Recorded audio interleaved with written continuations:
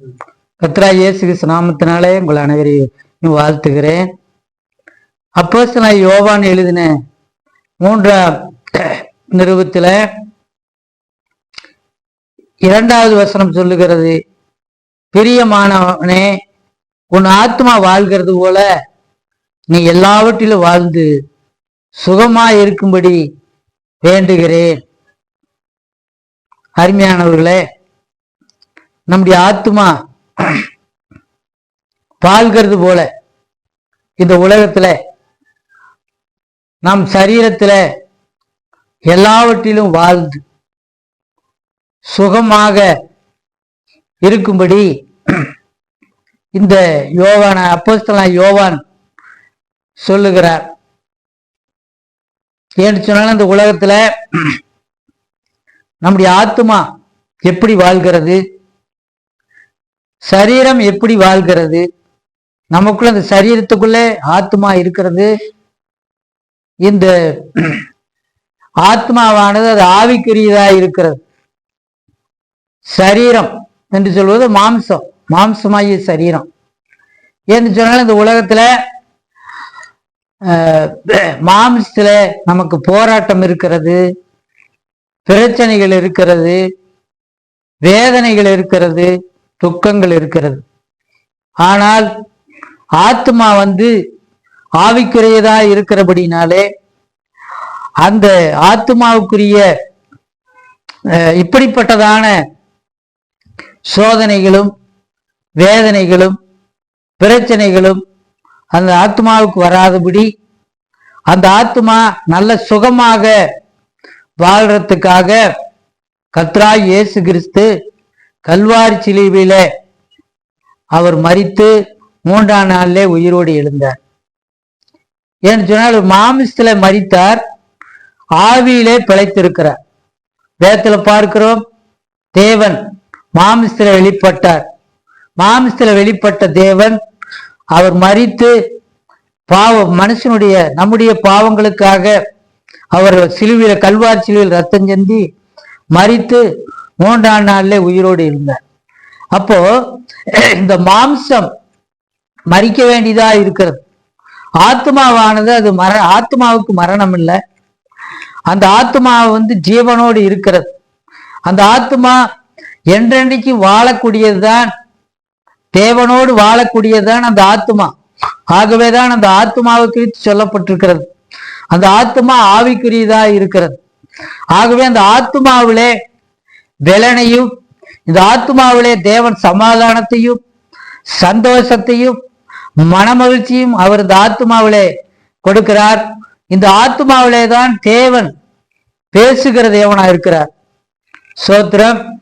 வேதத்துல பார்க்கிறோம், நம் ஆண்டவரோடு கூட பேச வேண்டும், ஆண்டவரோடு கூட இருக்க வேண்டும். நம் ஆத்மாவானது தேவனோடு கூட ஒன்று இணைக்கப்பட்டதாய் நாம் இருக்க வேண்டும். அப்படியானால் நாம் என்ன செய்ய வேண்டும் என்று வேதத்துல நாம் பார்க்கிறோம். தேவனுடைய வார்த்தையை நாம் பார்க்கிற போது, தேவனுடைய வார்த்தையை சங்கீதம் 1ஆம் சங்கீதத்துல 1 வசனம், துன்மார்க்குடைய ஆலோசனையின்படி நடவாமலும் பாவிகளுடைய வழியில நில்லாமலும் பரியாசக்காரர் உட்காரும் இடத்தில் உட்காராமலும் கர்த்தருடைய வேதத்தில் பிரியமாயிருந்து இரவும் பகலும் அவருடைய வேதத்தில் தியானமாயிருக்கிற மனுஷன் பாக்கியவான் என்று எழுதப்பட்டிருக்கிறது. அருமையானவர்களே, நம்முடைய ஆத்மா சந்தோஷம் அடைய வேண்டும் என்று சொன்னால், நம்முடைய ஆத்மா மகிழ்ச்சியா இருக்க வேண்டும் என்று சொன்னால், நாம் இந்த வசனத்தின்படியாக துன்மார்க்குடைய ஆலோசனையை கேட்காமல், பாவிகளுடைய வழியிலே நில்லாமல், பரியாசக்காரர் உட்காரும் இடத்திலே உட்காராமல், கர்த்தருடைய வேதத்திலே நாம் பிரியமாயிருக்க வேண்டும். இரவும் பகலும் அவருடைய வேதத்தில் தியானமாயிருக்க வேண்டும். அப்படிப்பட்ட மனுஷன் ஆசீர்வதிக்கப்பட்டவன். அவன் நீர்க்கால்களில் ஓரமாய் நடப்பட்டு தன் காலத்தில் தன் கனியை தந்து இலையுதிராக இருக்கிற மரத்தை போல இருப்பான். அவன் செய்வதெல்லாம் வாக்கியம். அப்போ ஆண்டவர் ஒரு மனுஷனை ஆசீர்வதிக்கிறார் என்று சொன்னால், அவர் எப்படி ஆசீர்வதிப்பார்? அந்த ஆத்மாவை எப்படி ஆசீர்வதிப்பார்? என்று சொல்லுகிற போது தேவனுடைய வார்த்தையிலே நாம் பிரியமாய் இருக்க வேண்டும் என்று சொன்னால் எல்லாத்துக்கும் தேவனுடைய வார்த்தையை வாசிப்பதற்கு பிரியம் வராது. அந்த பிரியத்துக்கு தேவன் நமக்கு ஆவியை கொடுக்க வேண்டும், நம்முடைய ஆத்மாவுக்கு பலனை கொடுக்க வேண்டும். இந்த ஆத்மாவை தேவனுக்கு முன்பாக அது வளர்ந்த ஒரு ஆத்மாவாக, ஆசீர்வதிக்கப்பட்ட ஒரு ஆத்மாவாக அது காணப்பட வேண்டுமானால் தேவனுடைய வார்த்தையின் மேல பிரியமா இருக்க வேண்டும். தேவனுடைய வார்த்தையில இரவும் பகலும் அதை தியானித்து கொண்டே இருக்க வேண்டும். இதுதான் நம் ஆவிக்குரிய வாழ்க்கையில அதிகமாக நாம் வளர்ச்சி அடைய முடியும். ஏன்னு சொன்னால் இந்த பிரியம் எல்லாத்துக்கும் வருவதில்லை. ஒரு சில நாட்கள்ல நம்முடைய மாமிசத்துல பலவிதமான போஜனங்களை சாப்பிடுவதற்கு நமக்கு பிரியம் வருகிறதா இருக்கிறது. வேதம் சொல்லுகிறது துன்மார்களுடைய போஜனமானது அது அருவருப்பானது என்று சொல்லப்பட்டிருக்கிறது. நீதிமொழியில் சொல்லப்பட்டிருக்கிறது நீ போஜன பிரியனா இருந்தாலும் தொண்டையில கத்திய என்று சொல்லப்பட்டிருக்கிறது. ஆகவே இந்த மாம்சமானது இந்த உலக பிரகாரமான பிரியத்தை அது விரும்புகிறதா இருக்கிறது. ஆனால் ஆத்துமா அப்படி இல்லை. ஆத்துமா தேவனுடைய வார்த்தையின் மேல பிரியமா இருக்க வேண்டும். அப்போ பிரியமா இருப்பதற்கு நாம் தேவ சமூகத்துல அவருடைய அபிஷேகத்தை பெற்றுக்கொள்ள வேண்டும். ஏன்னு சொன்னால் உலக பிரகாரமாக நம்முடைய மாம்சம் பலவிதமான ஆசை இச்சைகளினாலே பிடிக்கப்பட்டு பாவ வாழ்க்கையிலிருந்து நாம் விடுதலை அடைய வேண்டும் என்று சொன்னால் நாம் என்ன செய்ய வேண்டும்? கர்த்தருடைய வார்த்தையில, தேவனுடைய வார்த்தையிலே அதுல ஜீவன் இருக்கிறது, தேவனுடைய வார்த்தையில வல்லமை இருக்கிறது, தேவனுடைய வார்த்தையில விடுதலை இருக்கிறது. ஆகவேதான் இந்த வார்த்தையின் மேல நான் பிரியமாய் இருக்க வேண்டும் என்று வேதம் சொல்லுகிறது. இந்த பிரியத்தை எல்லாத்துக்கும் இந்த பிரியம் வராது. கர்த்தருடைய வார்த்தையை வாசிப்பதற்கு பிரியம் வராது, வேற பிரியம் வரலாம். ஆனால் கர்த்தருடைய வார்த்தையை வாசிப்பதற்கு அதிகமா நான் சொல்லுகிற போது யாருக்கு அவ்வளவு பிரியம் வராது. ஆனால் வேதம் சொல்லுகிறது, சங்கீதத்துல சொல்லப்பட்டிருக்கிறது, சங்கீதம் 119 சொல்லப்பட்டிருக்கிறது, நான் கர்த்தருடைய வார்த்தையில, கர்த்தருடைய வசனத்தில நான் நாள் முழுதும் பிரியமா இருக்கிறேன் சொல்லப்பட்டிருக்கிறது. ஏன்னு சொன்னால் அந்த சங்கீதக்காரனுக்குள்ள ஒரு அபிஷேகம் இருந்தது. அந்த அபிஷேகம் தான் தேவனுடைய வார்த்தையின் மேல பிரியத்தை கொடுக்கும், வேற எதுவும் கொடுக்காது. அந்த அபிஷேகத்தை நாம் பெற்றுக்கொள்ள வேண்டும். ஆண்டவரே, உடைய வார்த்தையை அதை கேட்பதற்கும் அதை வாசிப்பதற்கும் எனக்கு ஒரு பிரியத்தை கொடும் ஆண்டவரே. நான் உலக பிரகாரமான காரியங்கள் என்னுடைய மாம்சம் விரும்புகிறது. என்று சொன்னால் மாம்சம் ஆவிக்கு விரோதமாகவும் ஆவி மாம்சுக்கு விரோதமாகவும் செயல்படுகிறது. அப்படியானால் நாம் தேவனுக்கு தேவனுக்கு பிரியமானவர்களாக, நம் ஆத்துமா தேவனுக்கு பிரியமாக இந்த உலகத்துல நாம் ஆண்டவருக்கு பிரியமாய் நாம் வாழ்றதுக்கு ஒரே ஒரு காரணம், நாம் தேவனுடைய வார்த்தையின் மேல பிரியமா இருக்க வேண்டும். அதுதான் முதல் சங்கீதத்துல சொல்லப்பட்டிருக்கிறது, கர்த்தருடைய வார்த்தையில பிரியமா இருக்க வேண்டும் என்று சொல்லி. அந்த பிரியம் எப்பொழுது இருக்க வேண்டும்? அந்த பிரியம் நம்ம விட்டு நீங்க கூடாது. ஸ்தோத்திரம். உலகத்திலே நமக்கு பிரியமானவர்கள், பிரியமான மனுஷர்கள், பிரியமான குடும்பத்தார்கள் இருப்பார்கள், நமக்கு பிரியமானவர்கள் நிறைய இருப்பார்கள். ஆனால் நாம் என்ன செய்யறோம்? நம்முடைய நேரத்தையும் நம்முடைய காலத்தையும் அவர்கள் மத்தியிலே அந்த பிரியமானவர்களோடு கூட நம்முடைய காலத்தை கழிக்கிறோம். ஆனால் வேதம் அப்படி இல்லை.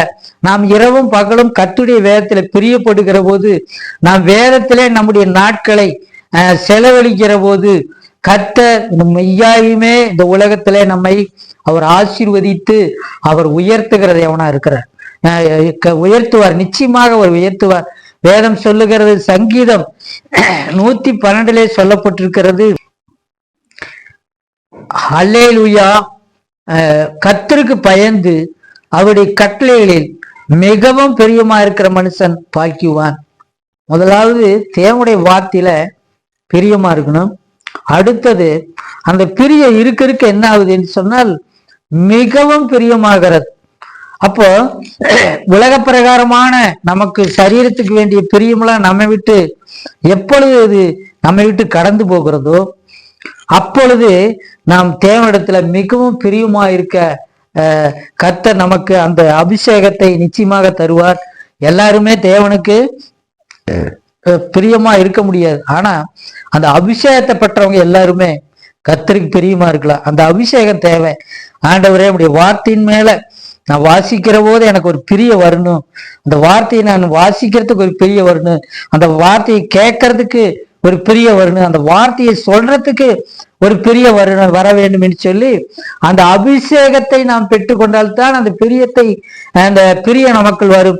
இல்லைன்னு சொன்னால் வரவே வராது. நம்ம எவ்வளவு தூரம் பைபிள் படிக்கலாம்னு ஆசையா இருப்போம், ஆனா பைபிள் படிக்க முடியாது. எவ்வளவு தூரம் அந்த வசனத்தின்படி நடக்கலாம்னு பிரியமா இருப்போம், ஆனா நடக்க முடியாது. ஏன்னு சொன்னால் அந்த அபிஷேகத்தை அவரிடத்திலிருந்து தாவீது அந்த அபிஷேகத்தை பெற்றுக்கொண்டான். என் பெலனாய கர்த்தாவே, நான் உம்மிடத்தில் அன்பு கூறுவேன் என்று சொல்லுகிறேன். ஆகவே அந்த அபிஷேகம் நமக்குள்ள நாம் வருவதற்காக நாம் ஜெபிக்க வேண்டும். 2வது வசனம் சொல்லுகிறது, சங்கீதம் 112:2, அவன் சந்ததி பூமியிலே பலத்திருக்கும், செம்மையான வம்சம் ஆசீர்வதிக்கும்.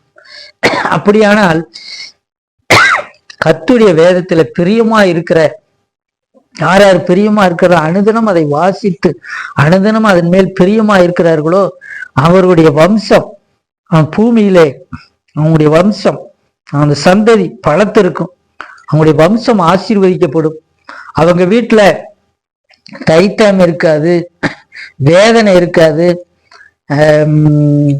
மோசமான காரியங்கள் எதுவும் இருக்காது. அவங்க வீட்டுல என்ன இருக்குன்னு வேதம் சொல்லுகிறது. கர்த்தருடைய வார்த்தையில பிரியமா இருக்கக்கூடிய வீட்டுல என்ன இருக்கும்? ஆஸ்தி இருக்கும், ஐஸ்வர்யம் இருக்கும். அங்க இன்னொரு காரியம் இருக்கும், நீதி இருக்கும். ஸ்தோத்திரம். ஆஸ்தி இருக்கும், ஐஸ்வர்யம், நீதி இருக்கும். யாருடைய வீட்டுல இதெல்லாம் இருக்கும்? கர்த்தருடைய வேதத்துல, அந்த வசனத்துல யார் பிரியமா இருக்கிறார்களோ அவர்களுக்கு அந்த அபிஷேகத்தை ஊட்டி தேவன் அப்படியாக அவங்களை ஆசீர்வதித்து இந்த பூமியில உயர்த்துவார். அவங்க வீட்டுல ஆஸ்தி இருக்கும், ஐஸ்வர்யம் இருக்கும், நீதி இருக்கும். அவர்கள் யார் என்று சொல்லப்படுறவர்கள் செம்மையானவர்கள். அவங்களுடைய இருளில் அவங்க வெளிச்சம் உதிக்கும். அவர்கள் இரக்கம் உள்ளவர்களாக இருப்பார்கள், உருக்கம் உள்ளவர்களாக இருப்பார்கள். அவர்கள் நீதியின்படிதான் செய்வார்கள். அவர்களிடத்துல அநியாயம் இருக்காது. சங்கீதம் 119 119 முதல் வசனம் சொல்லுகிறது, கர்த்தருடைய வேதத்தின்படி நடக்கிற உத்தம மார்க்கத்தார்கள் பாக்கியவான்கள், அவருடைய சாட்சிகளை கை கொண்டு அவரை முழு இதயத்தோடும் தேடுகிறவர்கள் பாக்கியவான்கள். அவர்கள் அநியாயம் செய்வதில்லை, அவருடைய வழிகளில் நடக்கிறார்கள். ஏன்னு சொன்னால் இந்த கர்த்தருடைய வேதத்தின் மேல் பிரியமா இருக்கிறவங்க அவங்க உத்தமமா இருக்குத்தார்னு சொல்லப்பட்டிருக்கிறது. அவர்கள் பாக்கியவான்கள் என்று சொல்லப்பட்டிருக்கிறது. அவர்கள் முழு இதயத்தோடு தேவனை தேடுவார்கள். அப்படி தேடுகிற அவர்களிடத்துல என்ன இருக்காது? அநியாயம் இருக்காது. என்ன இருக்கும்? நீதிதான் இருக்கும். கர்த்தராகிய இயேசு கிறிஸ்து நாமத்துக்கு மகிமை உண்டாவதாக. ஆகவேதான் மறுபடியும் நாம் சங்கீதம் 112 நாம் தொடர்ந்து அதை வாசிக்கிற போது அங்கே நாம் பார்க்கிறோம், அவர்கள் எப்படிப்பட்டவர்களாக இருப்பார்கள்? இந்த வேதத்தின் மேல் பிரியமா இருக்கிறவர்கள் இறங்கி கடன் கொடுப்பார்கள், தன் காரியங்களை நியாயமானபடி நடப்பிப்பார்கள், அவர்கள் அசைக்கப்படாதிருப்பார்கள், அவர்களுடைய வாழ்க்கை நிச்சயமாக ஆசீர்வாதமாக இருக்கும். அவர்களுடைய வாழ்க்கையிலே துச்செய்தியை கேட்கிற போது அவர்கள் பயப்பட மாட்டார்கள். அவர்கள் எப்பொழுதும் கர்த்தரை நம்பி திடமனசோடு இருப்பார்கள். அவனுடைய இருதயம் தேவனை நம்பி உறுதியா இருக்கும். அவர்கள் ஏழைகளுக்கு உதவி செய்வார்கள். அவர்கள் எப்பொழுதும் நீதியை மறக்க மாட்டார்கள். தேவ நீதியின் மேல அவர்கள் நேசமாய் இருப்பார்கள். ஆகவேதான் கர்த்தருடைய வேதத்தின் மேல் நாம் பிரியமாய் இருக்க வேண்டும். ஆகவே நாம் ஜெபிக்க வேண்டும். அருமையானவர்களே, நாம் கர்த்தருடைய வேதத்துல பிரியமாய் இருப்பதற்கு நாம் அந்த அபிஷேகத்தை பெற்று நாம் ஜெபிக்க வேண்டும். அருமையானவர்களே, சங்கீதக்காரன் சொல்லுகிறார், நான் முழு இதயத்தோடு தேவனுடைய வார்த்தையில பிரியமா இருக்கிறேன் என்று அங்கே நாம் பார்க்கிறோம். ஸ்தோத்திரம். தாவீது கர்த்தருடைய வேதத்துல பிரியமா இருந்தான் என்று சொல்லி பார்க்கிறோம். வேதம் சொல்லுகிறது, எஸ்ரா அவன் படித்து வேதத்தை படித்து தேறின வேதபாரகன் என்று சொல்லப்பட்டிருக்கிறது.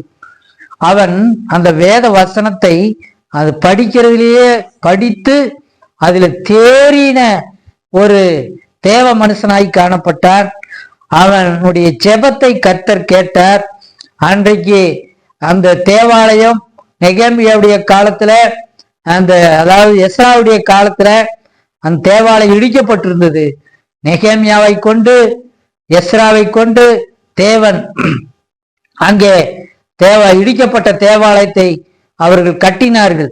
ஏன்னு சொன்னாலும் அந்த நெகேமியாவும் எஸ்ராவும் கர்த்தருடைய வசனத்தின் மேல் அவர்கள் பிரியமாயிருந்தார்கள். ஆண்டவர் அகசுவர் ராஜாவுடைய உள்ளத்துல பேசி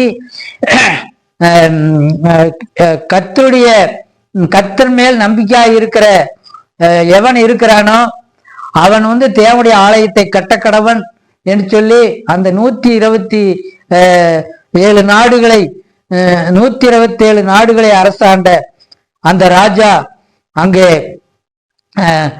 அந்த யூதர்களுக்கு அவன் கட்டளை கொடுக்கிறார். அதுல நெகேமியாவும் அதுல எஸ்ராவும் அவர்கள் எழும்பி அங்கே தேவனுடைய ஆலயத்தை கட்டி அதை பிரதிஷ்டை பண்ணுகிறார்கள். தேவனுடைய அந்த பட்டணத்தை, எருசலேம் பட்டணத்துல அலங்கத்தையும் கட்டுகிறார்கள். அங்கே தேவனுடைய அந்த கட்டப்பட்ட அந்த அலங்கத்தின் மத்தியில அந்த தேவாலயம் கட்டப்படுகிறது, உள்ள கட்டப்படுகிறது. அங்கே தேவனுடைய அபிஷேகம் அங்கு இறங்கி வருகிறதை நாம் பார்க்கிறோம். அங்கே அந்த பலிபீடத்தின் தேவாலயத்தினுடைய பலிபீடத்துல அந்த எஸ்ரா எழுந்து நின்று தேவனுடைய வார்த்தையை ஜனங்களுக்கு திரளாங்க கூடி வந்த யூதர்களுக்கு அந்த சிறையிருப்பிலிருந்து வந்த அந்த யூதர்களுக்கு அந்த சிறையிருப்பிலிருந்து விடுதலாகி வந்த அந்த யூதர்களுக்கு அந்த நெகேமியா தேவனுடைய வார்த்தையை அவர்கள் சொல்லுகிற போது அங்கே தேவன் அவர்கள் மேல் இறங்கினார். அவர்கள் எல்லாரும் அழுதார்கள். அவர்கள் எல்லாரும் தேவனுடைய கட்டளைக்கு கீழ்ப்படிப்போம் என்று சொல்லி ஒப்பு கொடுத்தார்கள். தேவன் அவர்களை ஆசீர்வதித்தார். ஏன்னு சொன்னால் தேவனுடைய வார்த்தையின் மேல் அவர்கள் பிரியமா இருந்தார்கள். நெகேமியா பிரியமா இருந்தார் தேவனுடைய வார்த்தையில. எஸ்ரா தேவனுடைய வார்த்தையில ரொம்ப பிரியமா இருந்தார். அது அந்த அபிஷேகமானது அந்த யூதர்களுக்கு இறங்கிற்று. அவர்கள் எல்லாரும் அன்றைக்கு அந்த அபிஷேகத்தை பெற்று கொண்டார்கள். அந்த நாட்கள்ல அவர்கள் எல்லாரும் தேவனுடைய அபிஷேகத்தை பெற்று தேவனை மகிமைப்படுத்தினார்கள். அப்படியானால் அருமையானவர்களே, கர்த்தருடைய வேதத்துல நாம் பிரியமா இருக்க வேண்டும். அப்படி பிரியமா இருக்கிற போது தேவன் நம்ம மேல் பிரியமா இருப்பார். நாம் அவர் அந்த கீழ்ப்படியில் நமக்கு வரும் கர்த்தர் அவர் நம்ம மேல பிரியமா இருந்து இந்த உலகத்திலையும் நம்மை ஆசீர்வதித்து அந்த பரலோக ராஜ்யத்துக்கு நம்மை கொண்டு போவார். ஆகவேதான் கர்த்தருடைய வேதத்தின் மேல இரவும் பகலும் நாம் தியானமாய் இருக்கிற வேண்டும். அந்த பாக்கியத்தை நாம் பெற்றுக்கொள்வதற்கு ஆண்டவராய் இயேசு கிறிஸ்துவே கிருபையும் இரக்கம் செய்வாராக. ஸ்தோத்திர. கர்த்தரா இயேசு கிறிஸ்துவே, அருமையான இந்த செய்தியை கேட்ட அருமையான உம்முடைய பிள்ளைகளுக்கா ஜெபிக்கிறப்பா. ஒருவேளை நம்முடைய பிள்ளைகள் வேதத்தை எடுப்பதற்கு கூட அவர்களுக்கு பிரியம் இல்லாத இருக்கலாம். வேதத்தை வாசிப்பதற்கு அந்த பிரியம் அவங்க மனசுக்குள்ளே வராமல் இருக்கலாம். தேவனே, இந்த நாளில் இந்த செய்தியை கேட்ட ஆண்டவரே, நம்முடைய பிள்ளைகள் அனைவருக்கும் நல்ல வேத வாசிப்பை கொடுத்து ஆண்டவரே உம்மை அறிகிற அறிவை ஆண்டவரை பெற்றுக்கொள்ளத்தக்கதாக நீர் கிருபை செய்வீராக. பரிசுத்தரை அறிகிறதே அறிவு என்று சொல்லப்பட்டிருக்கிறது.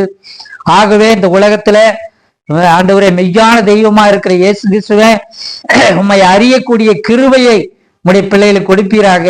வேதத்தின் மூலமாக அதை வாசித்து அதுல இருக்கிற ஆசீர்வாதத்தை பெற்று அந்த அப்போஸ்தலனாகிய யோவான் எழுதுனது போல உன் ஆத்மா வாழ்கிறது போல நீ எல்லாவற்றிலும் வாழ்ந்து சுகமாய் இருக்கும்படி வேண்டுகிறேன் என்று சொன்ன அந்த வார்த்தையின்படியாக உம்முடைய பிள்ளைகளை எல்லாவற்றையும் ஆசீர்வதித்து ஆண்டவரே சமாதானம், சந்தோஷம், சுகபலன் எல்லாம் இந்த பூமியிலே கொடுத்து பரலோக ராஜ்யத்துக்கென்று அந்த நித்திய ஜீவனுக்கென்று உம்முடைய பிள்ளைகளை ஆயத்தப்படுத்தி ஆண்டவரே என்றென்றைக்கும் ஜீவனோடு அந்த ஆத்துமா ஆண்டவரே வாழத்தக்கதாக கர்த்தர் கிருபை செய்யும்படிக்கா ஜெபிக்கிறேன், இரக்கம் செய்யும்படிக்கா ஜெபிக்கிறேன்.